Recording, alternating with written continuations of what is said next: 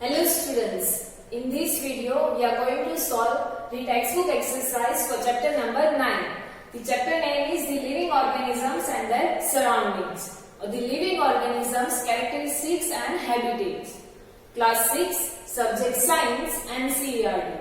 In the previous videos of this chapter, we had seen the chapter explanation. Now in this video we are going to solve the exercise which are given in your textbook. And you have to write this exercise in your notebook. So now let me start with question number 1. The question number 1 is what is a habitat, or what do you mean by habitat? So in the chapter we have seen that the place where we are living is known as the habitat. So here the answer is given to you. The habitat means a dwelling place, or you can say dwelling, that means living place where we are living, or you can say a home. So, habitat means a place where we are living or dwelling place. The surroundings where the organisms live in is called a habitat. All these surroundings where the living organisms are living is known as the habitat. And the organisms depend for their food, water, air, shelter and other needs on their habitats.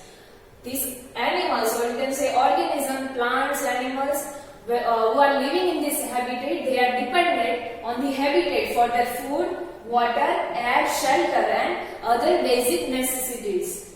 And the several kinds of plants and animals may share the same habitat.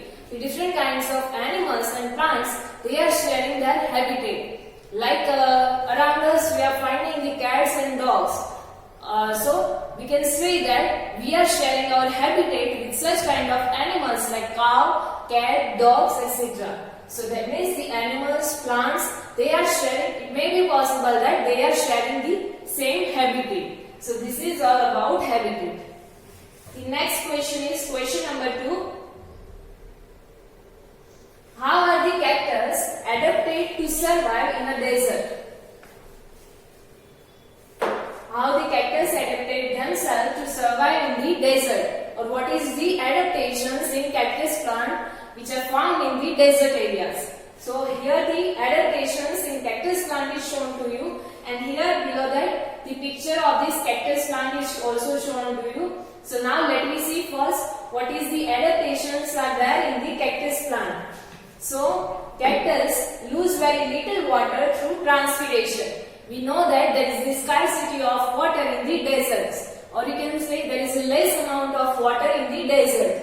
So for that, cactus adapted themselves such way that they lose very little water, or you can say less water through transpiration. What is transpiration? That we had already studied in the chapter. Transpiration, that means evaporation of water from the leaves of the plants. You can see conversion of water drops into water vapor. So this is done in the plants when sunlight is there. So this transpiration process is performed in the plants. So the cactus adapted such way that they lose very little water during this process. Then the leaves in cactus plants are present in the shapes of spines.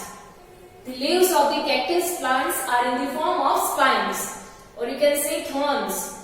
Here this one is the cactus plant. If you had seen this cactus plant, there are these spines are like that, or you can say thorns like structure is there. So they are the leaves of the plants, cactus plant. This green color round shape are not the leaves of the plants, but these thorns, or you can say spines, are the leaves of the cactus plant.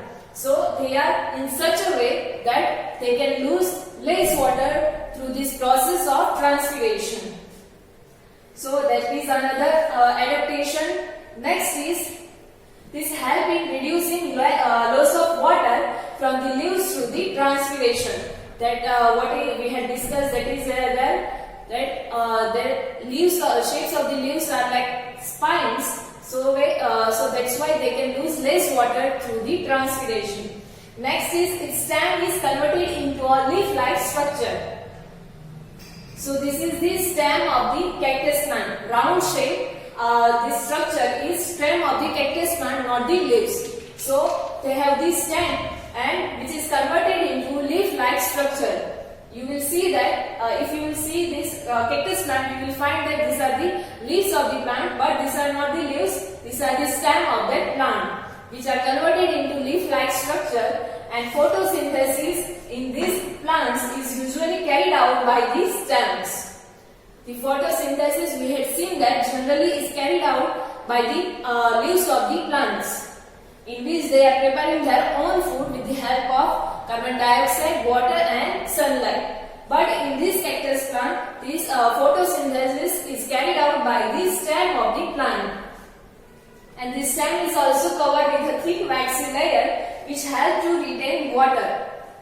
The stems are covered with the thick waxy layer. You can say waxy substance is there, so that's why this helps them to retain, or you can say to hold the water for more time. So this is another adaptation in cactus plant, and cactus plants have roots that go very deep into the soil for absorbing water. In the desert we have seen the less amount of water is there, so the roots of this cactus plant go very deep in the soil to find out the water, or you can say to absorb the water from the soil. So these are some of the adaptations in the cactus plants which help them to survive in the desert areas. So this is all. You have to write this question answer in your second number question. No need to draw this figure. This is just for your reference. Now next question is fill in the blanks.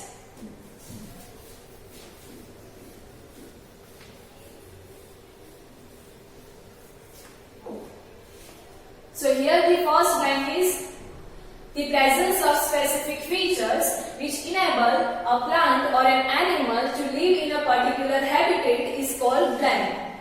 So this is known as the adaptation. A specific features, or you can say specialities, by which the plants or animals are able to survive in their surrounding or in a particular habitat. So such kind of specific features or specialities, or you can say characteristics, are known as the adaptations. Next is, as we had seen in the previous question, the adaptation or special features or specialities in cactus plant. So that is the adaptation of cactus plant. So here your answer is adaptation. Next is the habitats of the plants and animals that live on land are called blank habitat. So that is known as the terrestrial habitat. The habitat in which the animals, or you can say plants or other organisms, are live on land. So such kind of habitat or a place is known as the terrestrial habitat. We had seen about terrestrial animals, that the animals who are living on the land are known as the terrestrial animals. Same as that, the habitat in which the organisms like animals and plants live on the land is known as the terrestrial habitat. Next blank, third number, the habitats of plants and animals that live in water are called blank habitat. So such kind of habitat is known as the aquatic habitat. The animals and plants that live in the water are said to be live in the aquatic habitat. Or we had also seen about aquatic animals like fishes. The animals who live in water are known as the aquatic animals. Same as that, the habitat in which the animals or plants live in water are known as they are living in the aquatic habitat. So the answer is aquatic. Next is soil, water, air are the blank factor of a habitat. So they are known as the abiotic factor of a habitat. In the habitat we have seen we found many different things like air, water, rock, animals, plants, insects. So from this, air, soil and water are known as the abiotic factors of a habitat. That means they are non-living, so that's why they are known as the abiotic factors of a habitat. Next is changes in our surroundings that make us respond to them are called blank. So they are known as the stimuli. The changes in our surrounding that make us respond to such kind of changes, so these are known as the stimuli. We had seen these characteristics in living things, that living thing shows the stimuli to the the changes are in the surrounding. If some changes are occurring in our surrounding, then we are responding or living things are responding to these changes. So that is known as the stimuli. So these are the answers for your fill in the blanks. Now next question is 4 number.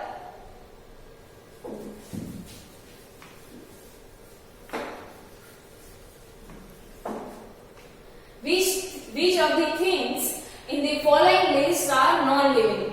One list is given to you. You have to find out which one are the non-living. This can be asked in classification also, that classify the following things into living and non-living things. So let me see the list. Plough, that you know that for ploughing the soil, the plough is used, and nowadays wooden or iron ploughs are there.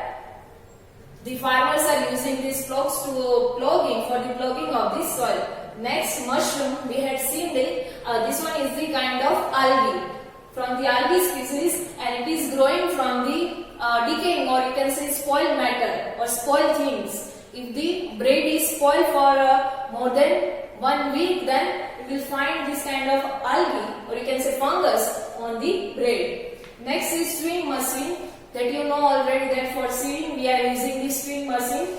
Next is radio, that you also know. Next one is boat.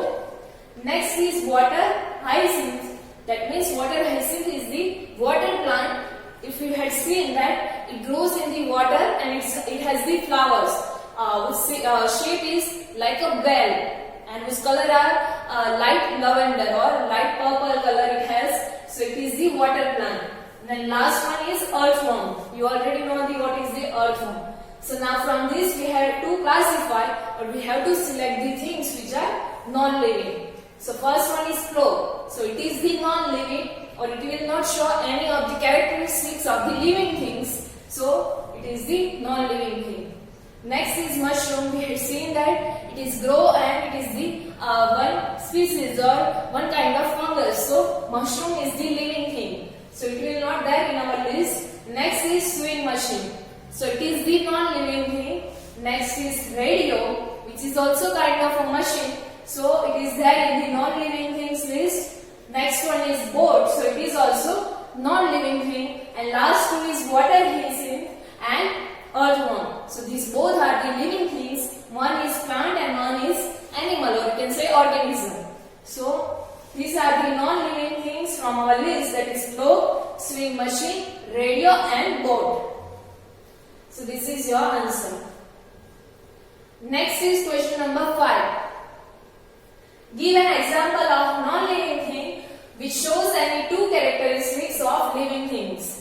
In the chapter we had seen that some of the non-living things are showing the characteristics of living things. So now we have to write an example of a non-living things which show any two characteristics of living things. Like we had seen that vehicles like bus, car, they are moving, which is the to move is the characteristics of living thing. So bus, car are non-living thing, but however they are showing these characteristics of living things. Then we had seen the clouds. They are growing, which is to grow is the characteristics of living things, but however the clouds are growing, which we are considering as the non-living things. So here we have to write about two examples of non-living things which shows such kind of any two characteristics. So here the answer is bus and machine. Both shows the movement and consume energy. The first characteristics we had seen that the living things require food. That means they require the energy. Food at the end, it is break down into the energy to get the energy. So that means living things need the energy. So here the answer is bus and machine. They both are showing the movements. Machine, it can be anything like train, tractors, then after JCBs. So that means this bus and machine, they are moving. They can move from one place to another place. And the another characteristics which they shows are consume energy. These both are consuming the energy. Like in the machines, we have to supply them electricity or the energy in the another form. And in the bus, we have to give them diesel or you can say fuel. That means we are giving them the energy. The diesel is the food for them. So they both consume energy. That means you can say they are using the energy. So this means this bus and machine, they are showing both these characteristics of living things. So these are the two examples. You can also write the other two examples which shows the characteristics, or here you have to write only one, so you can write other also example which show any two characteristics of a living things, but also you have to write which characteristics are shown by that non-living thing. So this is your answer. Now next is question number 6.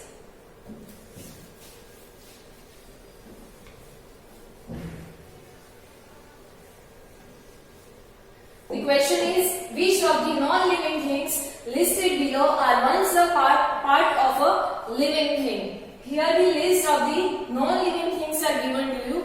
We have to classify them. Which from this list, which non-living things are once? That means before that they were the part of the living things. So now let me see the list. Here first one is butter, leather, soil, wool, electric bulb, cooking oil, salt, apple and rubber. So these are the list of the non-living things. So here in our answer, first one is butter. Butter is the non-living things which earlier or which were once a part of the living things. How? So butter, from what we are getting butter? So as we know already that butter, we are getting butter from the milk. Like butter we are getting from churning the curd, and curd we are getting from the milk, and milk we are getting from the animals like cow, buffaloes, goat. So this is the milk is the product of the animal products. So we can say that milk were once a part of the living things, that is animals. So butter is the living non-living thing which were once a part of a living thing, that is animals. So here answer is butter. Next is leather. So how the leather is a part of which were once a part of a living thing. So real leather is obtained from the skin of the animals like cow, buffalo, then after snake, alligators. So we are getting leather from the skin of such kind of animals. So these were the once a part of the living things, that is animals. So leather is also there in this list. Next is soil. So soil were once not a part of the living thing, so it will not there in our answer. Next is wool. So yes, wool is also there in the answer. How? So we know that we are getting wool from the animals, from the fur of the animals like sheep, goat, yak, etc. So they are the living thing. Animals are the living thing. So that's why wool is also there in our answer. Next is electric bulb. So it is prepared in the factories and it were not the part of the living things. Then after next one is cooking oil.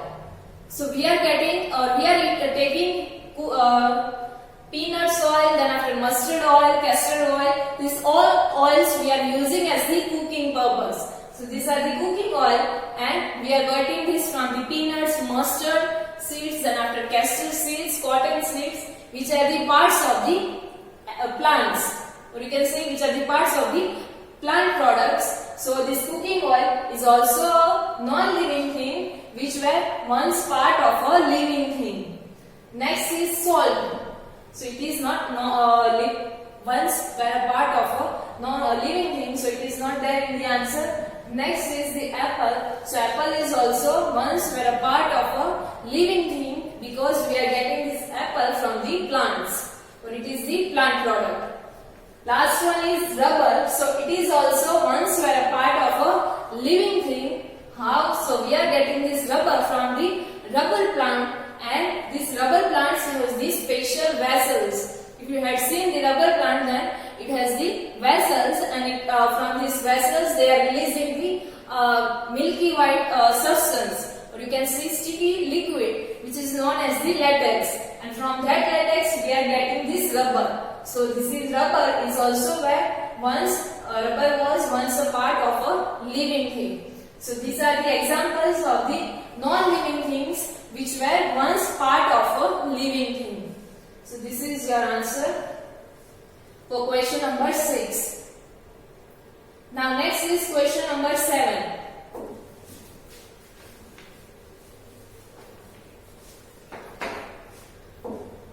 The question is, list the common characteristics of living things. Which characteristics we had seen in the chapter? So, of the living things, so those characteristics of living things we have to write here. So, the living things have certain common characteristics, like they need food. All the living things or living organism need the food. They need food for the energy or to get the energy to perform the various kind of functions. So first characteristic is they need the food. Next is they respire. Why they are respiring? So we had seen that for the breakdown of this food into the energy or to get the energy from the food, they need the respiration process or they respire. Next is they excrete. They excrete, that means during these different functions in their body, some or you can say as they are taking the food, all the foods are not useful to them. So some of that food and the waste from the processes which are occurring in their body, some extra substance you can say they are releasing or they are storing in their body. So they are removing that extra substance from their body. So that process is known as the excrete. That means all the living things excrete. Next is respond to their environment. We had seen that they are respond to the stimuli, or you can say they are responding to the changes which are occurring in their environment. In that we had seen that if suddenly our leg fall on the thorns, then we are quickly removing or we are quickly taking away our leg from that thorns. So that means we are responding to the environment or living things are responding to their environment. Next is reproduce. All the living organisms reproduce of their same kind, or you can say they are producing of their same kind for the survival of the species. Next is grow. They shows the grow, that means we are growing as an adult or as an older. So they shows the growth and they show the movement. The living organisms or living things, the movement, they can show the movements within themselves or from one place to the another place you can see. So these all are the characteristics of the living things. They need food, they respire, they excrete, they respond to their environment, they reproduce, grow and they shows the movements.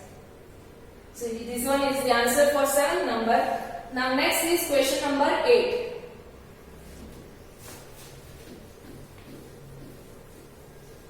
Explain why speed is important for the animals that live there. Why the speed is necessary or important factor for the survival of the animals who are living in the grasslands. Here one hint is given to you that there are few trees or places for animals to hide in the grasslands habitats. As the name suggests, grassland, that means the major amount of grasses are there, the less amount of trees or places are there in which the animals can hide themselves to protect themselves from the predators. So here one hint is given to you and you can use this hint to answer this question. So now let me see the answer. In the grassland there are less number of trees and places to hide. As the hint says, that in the grassland more amount of grass is there and less amount of trees and plants are there. So there is the less places, less number of trees and places are there to hide these animals in the grasslands. The animals are vulnerable to predators like lions, tigers, wolves, etc. That means these animals are in danger or they are at the risk to their predators. They are at the risk from their predators like lions, tigers, wolves are the predators of such kind of animals like deer. They can only survive and escape if they can run faster. If and only if they can run faster from these predators, then and only then they can survive in such kind of habitat, and therefore the speed is important for the survival in the grassland for animals like deer that live there. That's why this speed is important for the animals who are living in the grassland to save themselves from the predators like lions, tigers, wolves, which are there in the grasslands. And in the grassland, the places are also less where these animals can hide themselves. So that's why the speed is important factors for the animals who are living in the grasslands. So this is the answer for this 8 number question, and this one is the picture. This is just for your reference. You do not have to draw this picture. Here you can see that the deer is escaping from their predator. So here our exercise for this chapter number 9, that's over. You have to write this exercise or these answers in your notebook, and before that you have to write hard words which were given in your textbook. So this is our chapter 9 that's over. In the next video we will start our next chapter. Thank you.